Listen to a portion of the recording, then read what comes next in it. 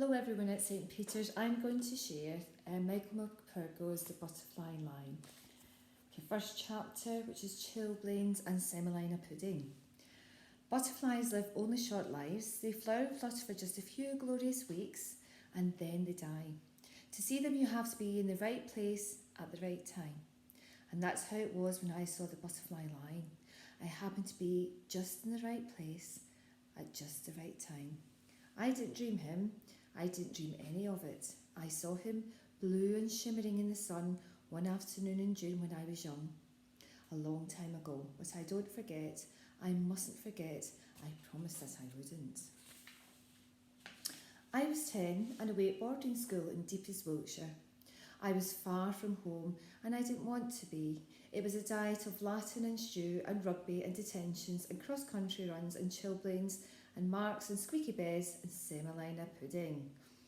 And then there was Basha Beaumont, who terrorised and tormented me so that I lived every waking moment of my life in dread of him.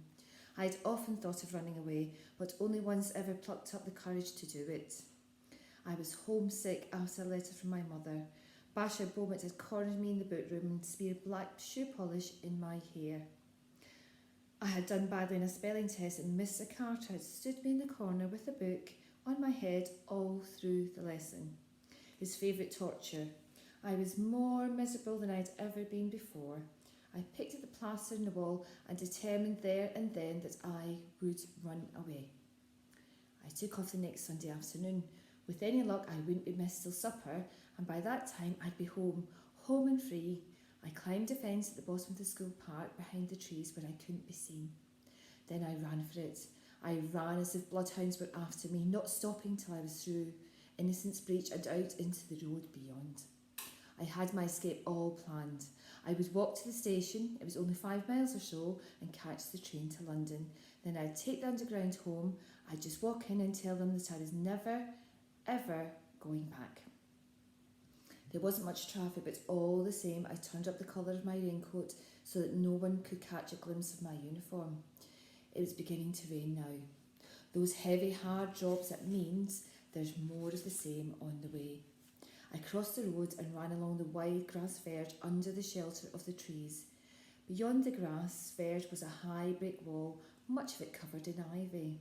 It stretched away into the distance, continuous as far as the eye could see, except for a massive arched gateway at the bend of the road. A great stone lion bestrode the gateway. As I came closer, I could see he was roaring in the rain, his lips curled, his teeth bared. I stopped and stared up at him for a moment. That was when I heard a car slowing down behind me. I didn't think twice. I pushed open the iron gate, darted through, and flattened myself behind the stone pillar. I watched the car until it disappeared round the bend. To be caught would mean a caning, 4 strokes, maybe 6 across the back of the knees. Worse, I would be back at school, back to detentions, back to Basha Beaumont. To go along the road was dangerous, too dangerous. I would try to cut across country to the station. It would be longer that way, but far safer.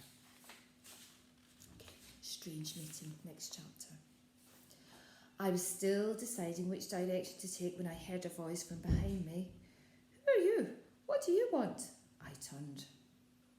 "Who are you?" she asked again. The old lady who stood before me was no bigger than I was.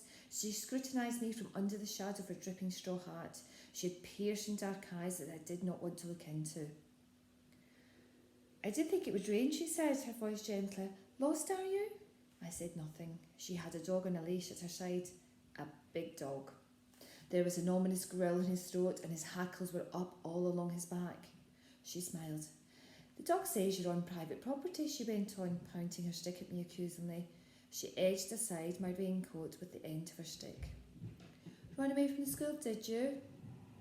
"Well, if it's anything like it used to be, I can't say I blame you. But we can't just stand here in the rain, can we? You'd better come inside." "We'll give him some tea, shall we, Jack?" "Don't you worry about Jack. He's all bark and no bite." Looking at Jack, I found that hard to believe. I don't know why, but I never for one moment thought of running off. I often wonder later why I went with her so readily.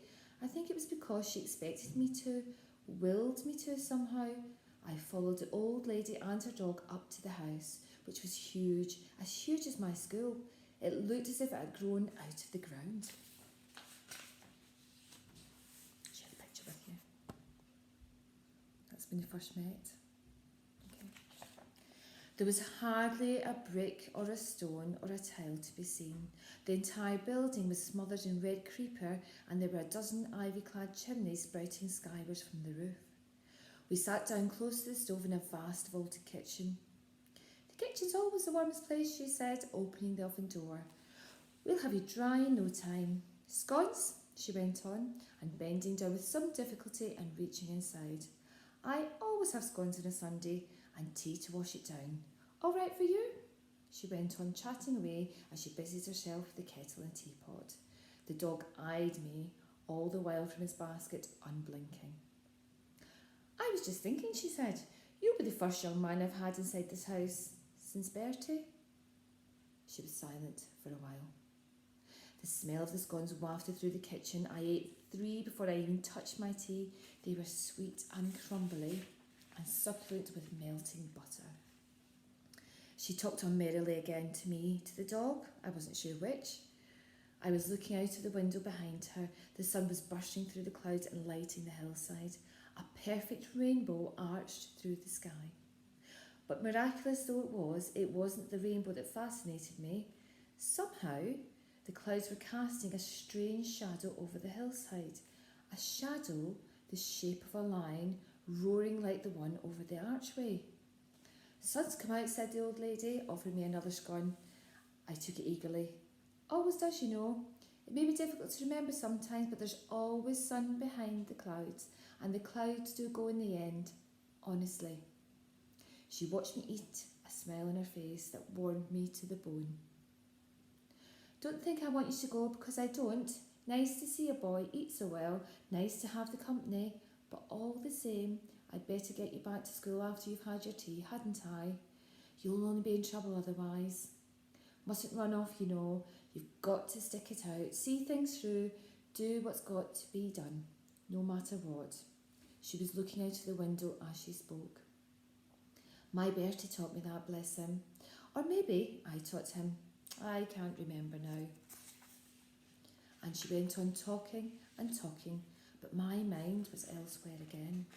The lion on the hillside was still there, but now he was blue and shimmering in the sunlight. It was as if he were breathing, as if he were alive. No shadow was blue. "No, you're not seeing things," the old lady whispered. "It's not magic. He's real enough. He's our lion, Bertie and mine's. He's our butterfly lion." "What do you mean?" I asked. Just sit there. Just make it out. She looked at me long and hard. "I'll tell you if you like," she said. "Would you like to know? Would you really like to know?" I nodded. "Have another scone first and another cup of tea. Then I'll take you to Africa, where our lion came from, where my Bertie came from too. Bit of a story, I can tell you. You ever been to Africa?" "No," I replied. "Well, you're going," she said. "We're both going." Suddenly, I wasn't hungry anymore. All I wanted now was to hear her story. She sat back in her chair, gazing out of the window. She told it slowly, thinking before each sentence, and all the while she never took her eyes off the butterfly line, and neither did I.